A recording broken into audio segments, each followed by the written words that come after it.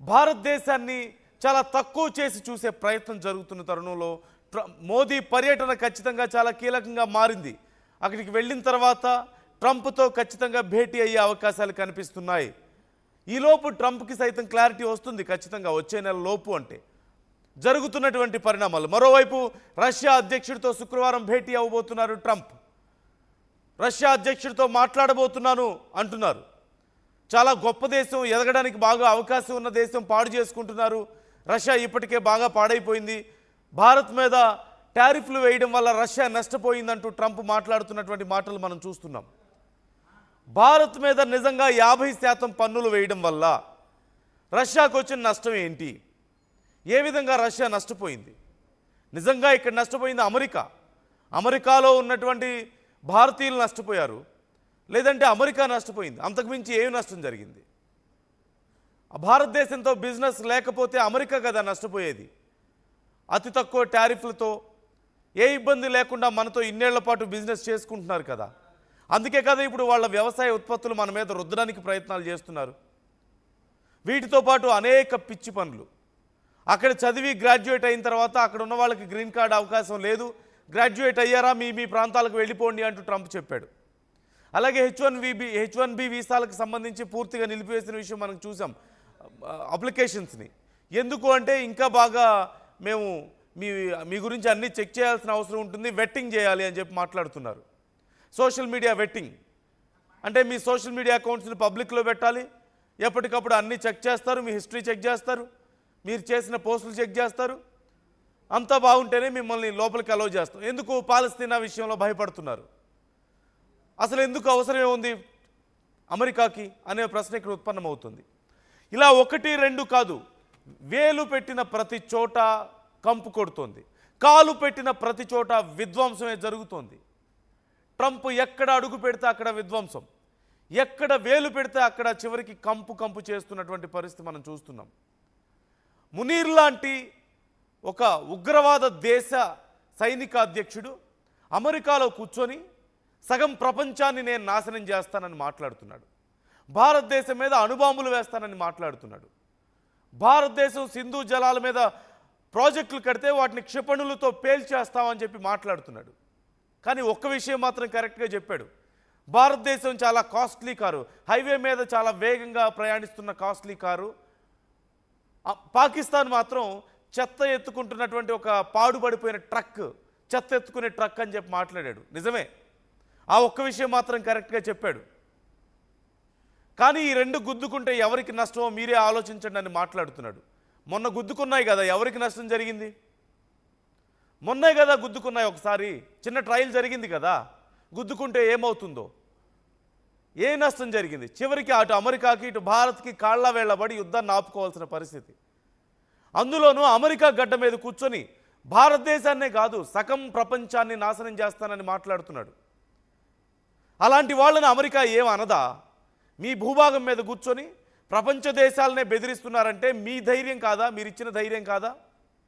మీరు తమ వెనకున్నారన్నటువంటి నమ్మకం కాదా? అసలు ఏం పని ఒక ఉగ్రవాదికి అమెరికాలో? ఉగ్రవాదులను ప్రోత్సహించే వాళ్ళకి, ఉగ్రవాదులకు ట్రైనింగ్ ఇచ్చే వాళ్ళకి అణుబాంబులు ఉన్నాయి మా దగ్గర, సగం ప్రపంచాన్ని నాశనం చేస్తామనే కామెంట్ ఒక ఉగ్రవాది తప్ప ఎవరు చేయగలుగుతాడు? ఉగ్రవాదులు చేస్తున్న పని అదే కదా. ఇలాంటి విషయంలో ఎందుకని అమెరికా చూసి చూడనట్లు వ్యవహరిస్తుందా? కాదు, చూసి కనపడనట్లు గుడ్డిగా వ్యవహరిస్తుంది. నిజంగా ఇప్పుడు ప్రపంచాన్ని బెదిరిస్తున్నవాడు, భారతదేశాన్ని బెదిరిస్తున్నవాడు, ఇన్ని దేశాలను బెదిరించేవాడు రేపన్న రోజున నిజంగా శక్తి వస్తే అమెరికాని బెదిరించడా? గతంలో లాడెన్ విషయంలో ఏం జరిగింది? బిన్ లాడెన్ని ఎవరు ప్రోత్సహించారు? చివరికి ఎవరు నష్టపోయారు? అమెరికా బుద్ధి ఇటు పాకిస్తాన్ బుద్ధి తెలియదా? ముఖ్యంగా భారత్ని నాశనం చేస్తాం, అణుబాంబులు వేస్తాం, క్షిపణులు వేస్తాం అని చెప్పి మాట్లాడుతున్నాడు. ఏం జరుగుతుందో తెలుసు. కొంతమంది భారతీయుల్ని మట్టుబెట్టినందుకు, మన భారతీయుల ప్రాణాలు తీసినందుకే ఎంతమంది ఉగ్రవాదులు నాశనం అయ్యారో, ఎన్ని వాళ్ళ ఆర్మీ పోస్టులు నాశనం అయ్యాయో, ఎంతమంది సైన్యం నాశనం అయిందో, ఎన్ని వాళ్ళ ఫైటర్ జెట్స్ పోయాయో, ఎన్ని బేస్ పోయాయో మనకు తెలీదా? వాళ్ళకి తెలీదా? కేవలం అమెరికా తమ వెనకుందన్నటువంటి ఒక గుడ్డి నమ్మకంతో. ఖచ్చితంగా ఈ మాట అనడానికి కొంచెం కటువుగా ఉన్నా సరే వాపును చూసి బలుపు అనుకుంటున్నాడు. ఇష్టం వచ్చినట్టు మాట్లాడుతున్నాడు మునీర్. మరోవైపు అమెరికా అధ్యక్షుడు సైతం ఇప్పుడు రష్యాతో చర్చలకు సిద్ధమవుతున్నాడు. ట్రంప్ రష్యా అధ్యక్షుడు పుతిన్తో ఏం మాట్లాడబోతున్నాడు, ఏం సాధించాడని చెప్పి ఇప్పుడు చర్చలకు సిద్ధమవుతున్నాడు. గతంలో 50 రోజులు టైం ఇస్తున్నా ఈలోపు గనక దాడులు ఆపకపోతే నేనేం చేస్తానో నాకే తెలియదని మాట్లాడలేదా? ఏం జరిగింది ఉక్రెయిన్ విషయంలో? దాడులు ఆపకపోతే ఏం చేశాడు ట్రంప్? తర్వాత 50 రోజులు కూడా కాదు, ఇంకా సమయం తగ్గిస్తానని మాట్లాడాడు కదా. తర్వాత ఏం జరిగింది? భారతదేశం మీద సుంకాలు వేశారు కదా, రష్యా నష్టపోయింది అంటున్నారు. ఏం నష్టపోయింది? ఇంకా ఎక్కువ బలపడుతుంది భారత్ రష్యా బంధం. భారత్కి ఇంకా తక్కువకి ఫ్యూయల్ ఇవ్వడానికి రష్యా రెడీ అవుతుంది, గ్యాస్ ఇవ్వడానికి రష్యా రెడీ అవుతుంది. ఏం జరిగింది నష్టం? ఏమీ జరగదు. చిన్న చిన్న ఇరాన్ లాంటి దేశాలనే ఏమీ చేయలేక చివరికి వాళ్లతో కూడా చర్చలకు సిద్ధమవుతున్నటువంటి పరిస్థితులు. బ్రెజిల్ లాంటి దేశాలు నువ్వేం చేసుకుంటావో చేసుకో అని బెదిరిస్తే ఏమీ చేయలేక చేష్టలు ఉడిగి చూస్తున్నటువంటి పరిస్థితులు కనిపించట్లేదా? ఓ పక్క హౌతీలు ఇష్టం వచ్చినట్లుగా వాళ్ళ జలాల్లోకి మా ప్రదేశంలోకి వస్తే మేము పేల్చేస్తాం, మీ యుద్ధ విమానాలు పేల్చేస్తాం, మీ యుద్ధ నౌకలను పేల్చేస్తామంటే ఏం చేయగలుగుతున్నారు? పాలస్తీనాకు సంబంధించి అంత పెద్ద అమెరికాలో సైతం అంత పెద్ద గందరగోళం జరుగుతుంటే చివరికి సోషల్ మీడియా వెట్టింగుల పేరుతో H1B వీసాలను అప్లై చేసే వాళ్ళ మీద ఏదో తమ ప్రతాపాన్ని చూపించడం తప్ప నిజంగా ఏం చేయగలుగుతున్నారు?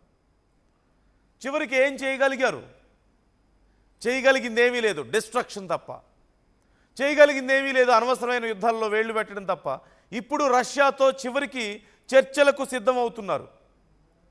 ఏమీ చేయలేక, ఏమీ మాట్లాడలేక, తామిచ్చిన గడువులోపు రష్యా తమ మాట వినక, అలాగని ఏమీ చేయలేక చివరికి చర్చలకు సిద్ధమవుతున్నటువంటి పరిస్థితి మనం చూస్తున్నాం. రేపో మాపో భారత్ విషయంలో కూడా అదే జరుగుతుంది ఖచ్చితంగా. చివరికి భారత్తో బేరానికి రావడం తప్ప చేయగలిగింది ఏమీ లేదు. భారతీయుల మీద ఈ కక్ష సాధింపు చర్యలు ఎక్కువ రోజులు జరిగే పరిస్థితి లేదు. ఇప్పటికే ఉన్నటువంటి సర్వీసులు, భారత్ విమాన సర్వీసుల విషయంలో తీసుకున్నటువంటి నిర్ణయాలు మనం చూస్తున్నాం. అండ్ ఖచ్చితంగా ఒక్క మాట చెప్పాలి, ఒక సైంటిస్ట్ మాట్లాడుతూ, మిచియో కాకు అనే ఒక సైంటిస్ట్, ప్రపంచంలోనే ఒక గొప్ప సైంటిస్ట్ ఆయన. అమెరికాలో ఆయన ఒక సైంటిస్టే కాదు, గొప్ప వ్యాపారవేత్త కూడా, సైన్స్ పరంగా ఇన్వెస్ట్మెంట్స్ భారీగా పెట్టే వ్యక్తి. ఆయన మాట్లాడుతూ ఒక మాట అన్నాడు, H1B వీసాల మీద ట్రంప్ పడుతున్నాడు, నిజంగా H1B వీసాలు గనక రద్దు చేస్తే పూర్తిగా H1B వీసాలు ఉన్న వాళ్ళని వెనక్కి పంపిస్తే, H1B వీసాలు ఇక జారీ చేయకపోతే అమెరికాలో మేధోశక్తి లేకుండా పోతుంది అని మాట్లాడాడు ఆయన. బహిరంగంగా కామెంట్ చేశాడు. అమెరికాలో మేధోశక్తి అంతా కూడా H1B వీసానే అంటూ ఆయన మాట్లాడాడు.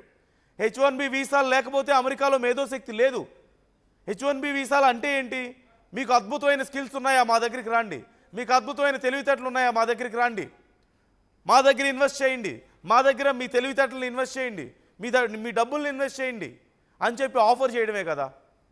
ఒక్కసారి కనుక H1B వీసాలు ఆపేస్తే తన దగ్గర ఉన్నటువంటి 100% ఇంటెలెక్చువల్ బ్రెయిన్స్ లేదంటే సూపర్ బ్రెయిన్స్ అన్నీ కూడా మాయమైపోతాయి. చైనాకి వెళ్ళిపోతారు, భారతదేశానికి వెళ్ళిపోతారు, అమెరికాకి ఇప్పటికే రావడం లేదు అంటూ ఆయన మాట్లాడాడు. అదే జరుగుతుంది.